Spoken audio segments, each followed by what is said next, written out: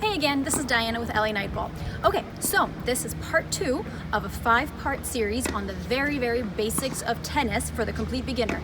So if you haven't seen part 1, go back, watch it first. I'll put a link to it and then come back and watch this. Okay, so this is part 2 and we're gonna be talking about the backhand. So first, let's quickly demonstrate what a backhand is. So, by the way, we're gonna be doing a two-handed backhand. I'll tell you why in a second, but two-handed backhand, here we go.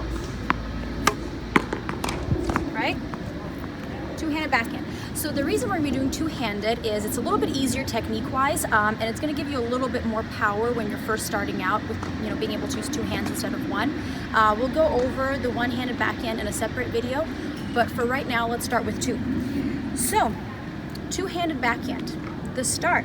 First off, it's going to be a little bit of a different grip than your forehand. So the forehand, if you remember, was this grip. Now the backhand, if you kept the same grip and you just flipped it over to the other side, you would get this, and this hurts your wrist a lot. So most people just switch naturally. They just kind of go with what feels comfortable without really thinking about it. But this is called a continental grip. This is the grip that you will be using for your backhand, and the easiest way to describe it is if you're hammering something, this is the way you would hold it. So your knuckle should be on the second bevel up here, all right? Your left hand just holds the racket at the top of the grip. So this is your grip for your backhand. Then from there on, it's literally the exact same thing as a left-handed forehand. So, right, same thing, you're going to go back to your backswing, wrists flexed.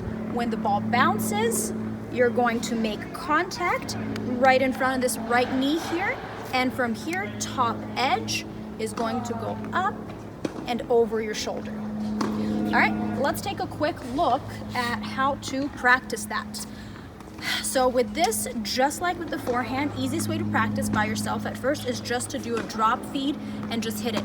With this, it's a little bit tricky because you have to hold it with both hands. So just non-dominant hand out in front, bounce it, and then hit. So bounce and just hit.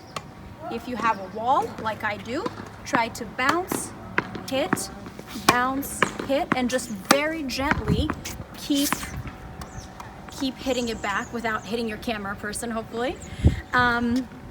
Once you get better, same thing, you can have a partner feed it to you. You can try to hit it over the net. You can start rallying. The other thing you can do when you start to feel confident is you can actually toss the ball a little bit further out and then adjust, run to it, and hit. So that's something like this. So just toss the ball out, run up, adjust, and hit. That'll give you a little bit more practice in actually adjusting the footwork necessary for that backhand.